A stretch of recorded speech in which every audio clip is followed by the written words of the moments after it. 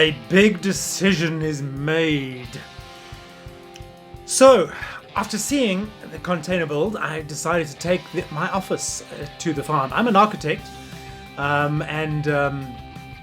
I mean, all architects talk about this kind of build, etc., but nobody ever really takes it too seriously. Nobody's ever going to do it, right? Unless you're completely nutty, which lots of people say that I am, which I take as a compliment. And so I decided to go back and speak to a fellow nut, Jacques Jordan, my landlord-to-be. This is the end of 2016. And yeah, he gave us a tour and showed us exactly all of his techniques and problems and bits and pieces here and there, etc., which was really fascinating. It really was. I mean, his structure was a lot bigger than I had in mind. Yeah, but nonetheless, it was a great tour. He's really good with everything, as you can tell. I mean, that's a door, fantastic woodwork. Had a look at his foundations as well, and a bit of a tour through his farm. That's the other end of the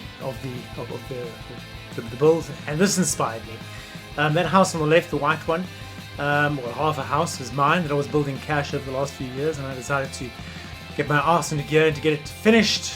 And yeah, so that required all sorts of things. And this was the end of 2016, and I knew this was going to be my last holiday with my beloved Subaru Impreza that I'd had for a couple of years. And now we go down there every year. My folks live in Cape Town, and this was the latest addition to the family, and immediately put it to work. Little Honda 125.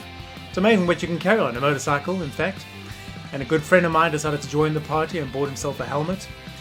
I then found some old mud guards and decided to convert my old mountain bike into a commuter with toe clips and lock and lights, etc., so I could start cycling to work. So I found an old basket, painted it up, and toyed with the idea. I never actually finished this, of actually bolting it onto the bike to use. Yeah. So, and the loads just kept on coming. I was amazed.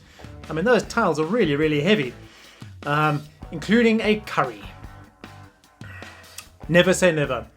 I really was starting to fall in love with this bike and motorcycling in general. Yeah.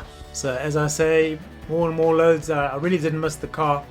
I even built a bike stand for it with an old jack, as you can see there, an old 2-ton jack, some scrap, and a bicycle attachment onto the same jack. And then came the biggie, a series of garage sales, and this was this was a combination of feelings, a feeling of getting rid of stuff, but a feeling of also at times being concerned with, oh, you know, what am I doing? A lot of my daughters, who was now in high school, old little toys and DVDs and stuff that I just hadn't used in ages. But at the end of the day, it really was very satisfying to see people coming through and buying stuff that they normally couldn't afford at all at the shops.